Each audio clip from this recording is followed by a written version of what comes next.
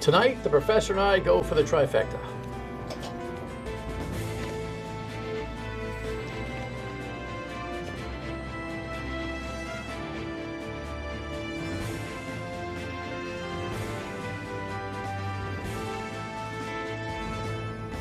The Dan Yorke State of Mind program is brought to you in part by Lookout Rhode Island and Takeo Comfort Solutions.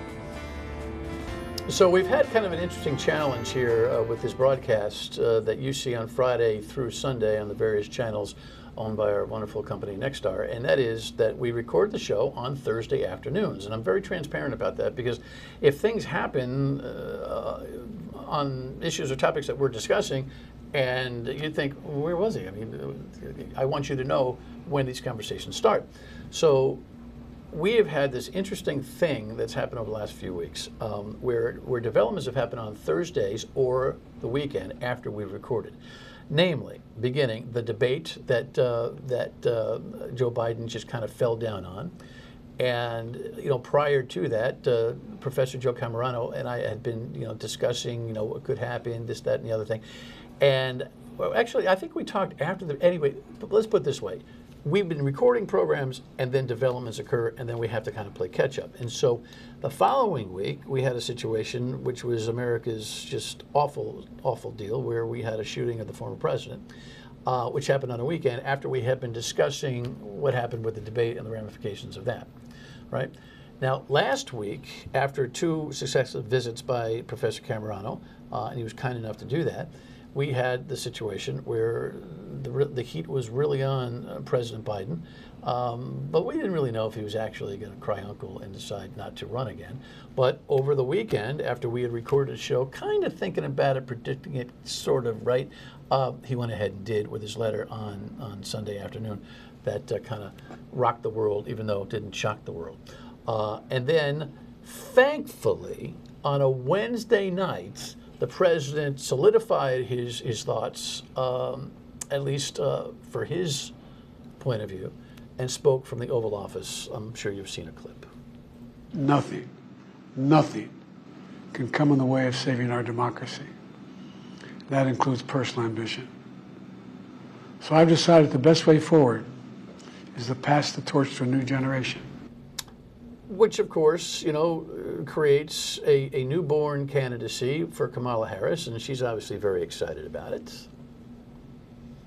We have doors to knock on.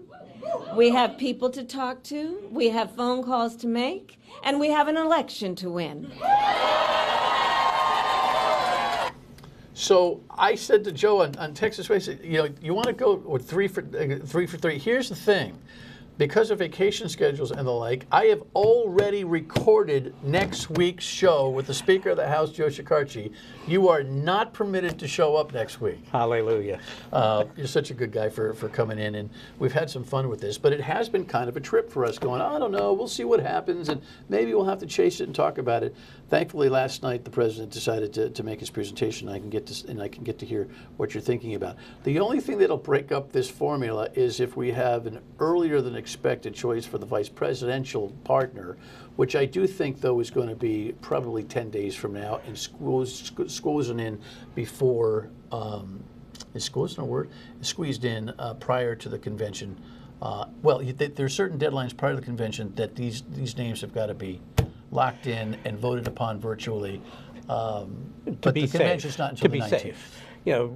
Right now it doesn't look like anybody is going to challenge it, but we do know the Trump tradition is to challenge everything. And so that's why they're doing it. In the courts. Yeah, in the courts. And so they're trying to get it just in case there's a challenge in Washington State or in Ohio.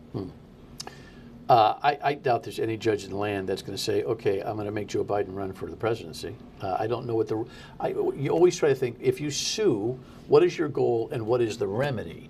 What remedy could a judge come up with to suggest that this is a broken process? Well, the remedy is to, a judge could remove Harris from the ballot because Biden had been the one that had gotten it. And run him anyway. And then people would have to vote for Biden, and then there's no precedent for what has happened. And then we'd be at the Supreme Court yeah, in it's a not going to nanosecond. happen. Supreme Court actually may have boxed themselves into a corner on, with a prior decision they made about Trump's ballot access for the primaries.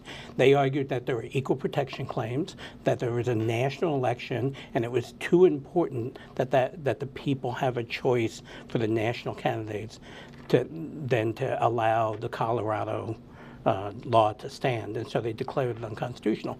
If the Trump people now might challenge each state ballot access to Harris, but given this summer's decision, it's probably not going to succeed. All right.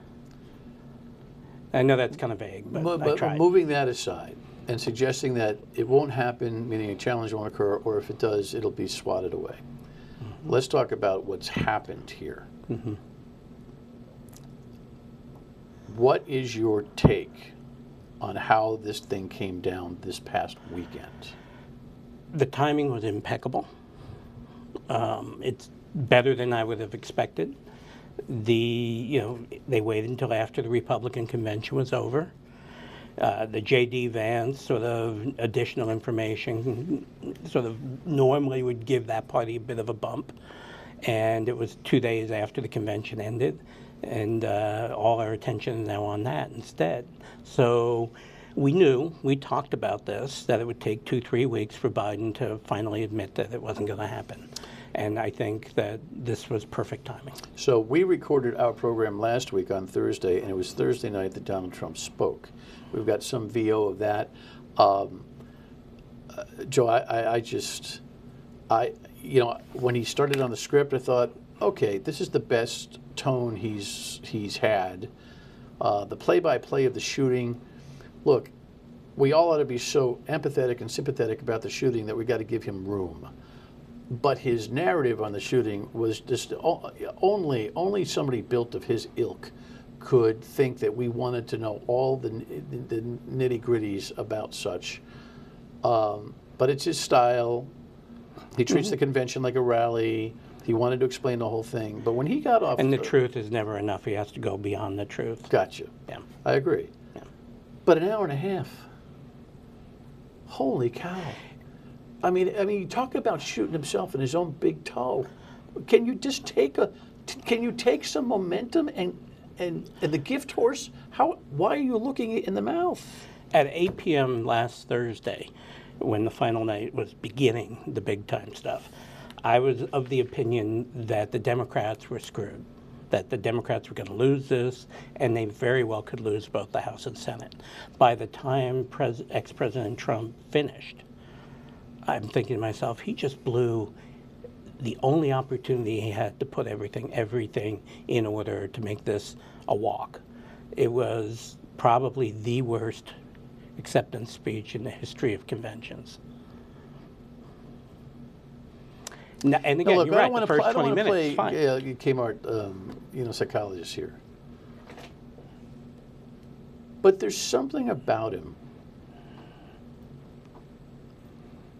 that if he's not churning his own consternation, if he's not creating his own drama,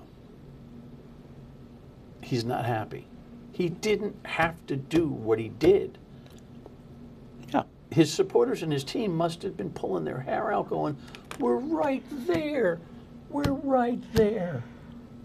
He has a very disciplined campaign going right now. Seems to be. And he's doing everything he can to undermine it. He has no discipline. Why? He's not a terribly self-aware human being.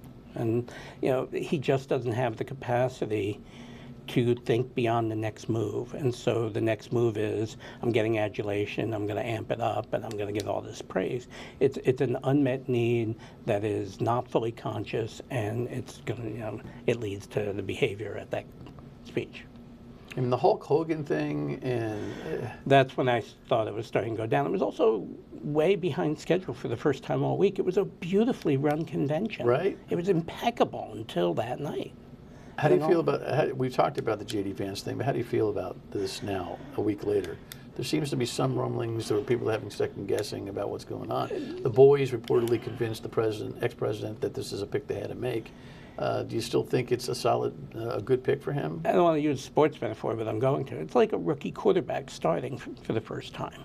It's going to take a few games for them to sort of stop stumbling all the time. He's 39. He's only been in political office for 18 months, and so he has no experience. He's got some interesting perspectives, though. The idea that the vote of a parent should have more value than the vote of a single person. Yeah. He won't drop that theme. He's still talking about it this week. You know, I don't have a cat, never have. Don't have kids, never have. But not having kids has made me care more about children, not less. You know, I can't imagine caring more about the well-being of children, and I've never had any. Gee, humans can do that? I think that's really tone deaf, and I think it's silly. Well, you've had a lot of kids. They're just 18 to 22 years of age, and they sit in front of you as you try to explain the world to them at Providence College. That's an interesting take. When we come back, we'll talk about what happens now and actually the speech last night as we record on Thursday from President Biden. Stay with us.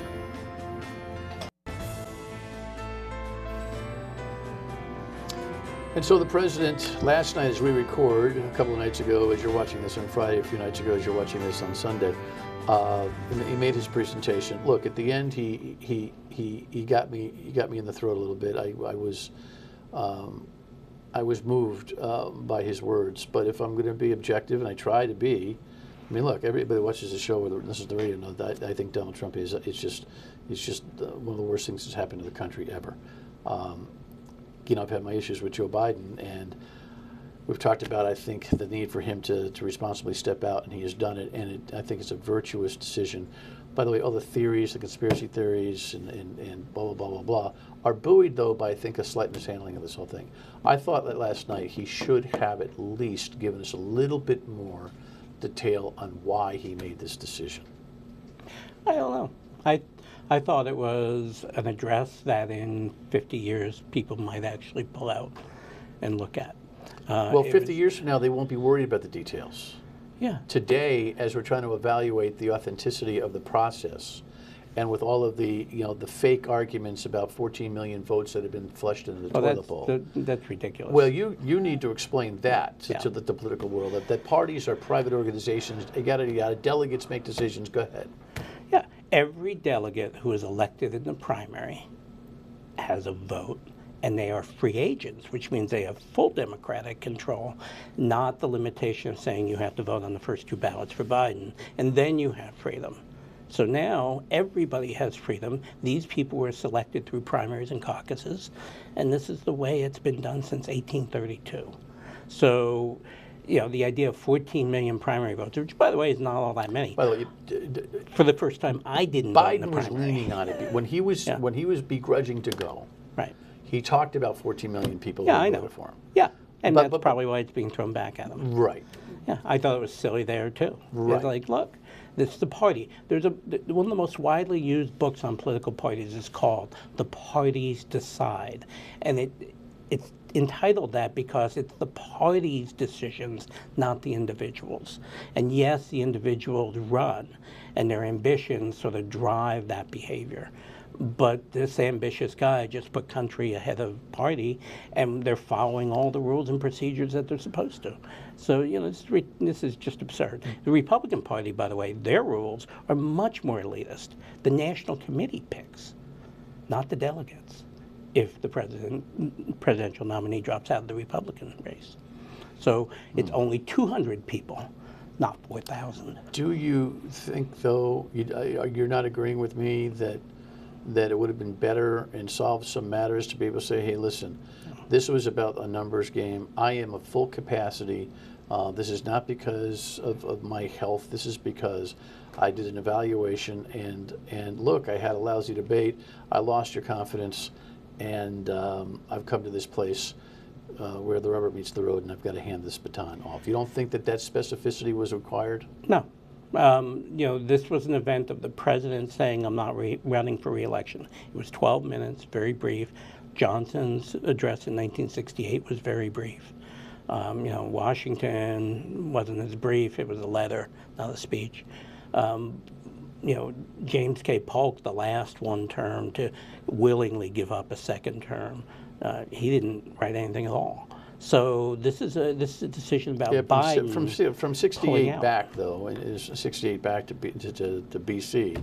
Yeah. We didn't have the kind of social media and the kind of grind that exists today. Yeah. The specificity, I think, might have gone a little way to stop some of the nonsense that I'm dealing with. Maybe it's because I'm just dealing with the nonsense on the radio lines and in programs, all over the country, including here in Rhode Island, that facilitate this idea that they're hiding his health issues. They're hiding. I had a high school classmate who I haven't seen in almost 50 years post on my Facebook page about that, using the same language that you're probably getting on your radio show. That's part of the echo chamber. You're not going to quell that simply by having him spend 5 more minutes trying to explain stuff. Now, I understand what you mean, but I actually thought it was, I don't want to use profile and courage, but it was a courageous, and it was a clear, and it was a dignified address, and it focused on country over person. And I think that that's an important message. There'll be some rolling eyes over my thought here, I'm sure. But I got a little choked up after the speech and the coverage. One of the networks, I think it might have been CNN, put up the side view photo. I don't know if you've seen it, of the family that was sitting. It was sitting on the other side of the Resolute desk, and Hunter Biden, who has his own problems, believe me, get it. The stare at his father, along with his wife, holding his arm, staring at the father-in-law, all the way down to Jill. The grip and the emotion and the body language in the still photo was something that I think ought to live in infamy. It was that he was doing this and he was letting this whole thing go. Really powerful. Yeah, I've got to look at it. I got to look for it. Yeah, it was something. Yeah. It's quite a photo. When we come back, there's new birth in the Democratic Party. Is it short term or is it sustainable? Stay with us.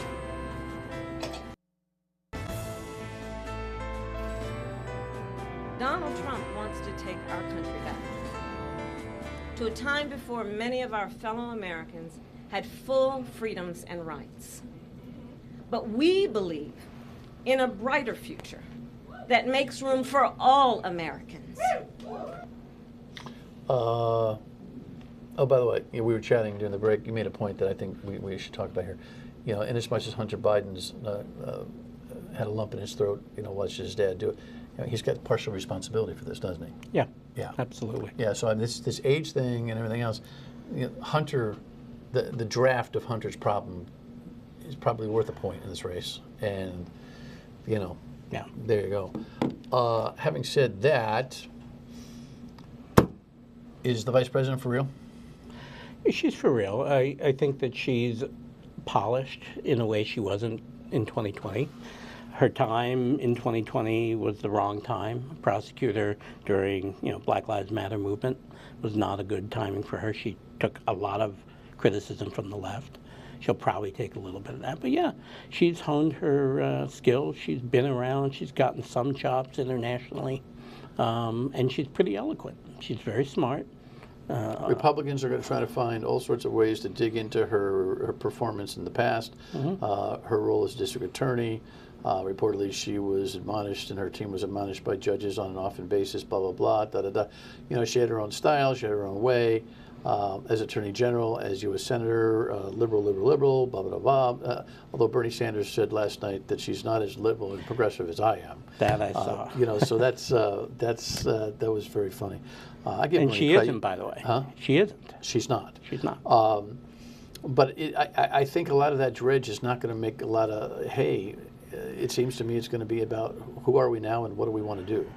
Basically, what she needs to do is she needs to convince that middle 15% of voters who generally don't pay attention until the end of the summer that she is a more reasonable choice than the other guy. I don't know how 15% of Americans cannot be paying attention now with everything that's gone on in the last month. Well, my guess is they're casual observers. They're not paying full attention. You'd be surprised. I've talked to people in the past 2 weeks who haven't seen anything. There's so many options. They're on TikTok all the time, and as soon as they see something politics, they swipe it. But it is going to be a very social media TikTok race on both sides. And what Donald Trump doesn't seem to recognize, he's as editable as anybody else is, and he's pre-shooting mindset right now, and this purposeful mispronunciation of her name, which I think is misogynistic in its nature. He's what? I mean, what? Well, I think he's going to struggle. He's going to adapt, but he's going to struggle with how he attacks a woman who isn't Hillary Clinton. It's going to be much harder than it was when he attacked her. He's going to do it because that's the way he does things, and he'll throw things against the wall and see what sticks. Kamala, as he calls her. Lie in. Yeah. Lie in. Yeah, lie in. Kamala. Lost in all this stuff is a differentiation on policy and things that people ought to be voting on. Will we get there from here? I don't know. Oh, but the good thing is that there is a very clear choice that can now be articulated on both sides if they choose to do that. I think Kamala Harris is going to be able to articulate the Democratic Party's message in a way that's cleaner than Joe Biden, because it's not a referendum on Joe Biden. It's actually now a referendum on whose ideas and whose policies people we want. Black woman. Mm-hmm. Mexico just elected a Jewish woman. America ready?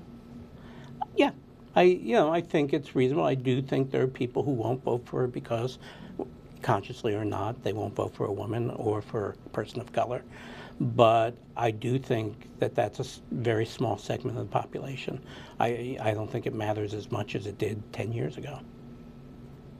VP choice prediction? Prediction's going to have to be one. Everyone's talking about summer whites, white wine. It's got to be a male from one of the battleground states and probably a governor. Not Senator Kelly? Senator Kelly is a great choice, particularly because of his military and space experience. And police background in his family. And police background in his family. But she's also very good friends with a couple of the governors from when they were all attorney generals. Right, and electoral votes matter. And electoral votes matter. All right. You can't come next week. Darn. We'll miss you. Thank you for your perspective over the last few weeks. It has been quite the run. Final word.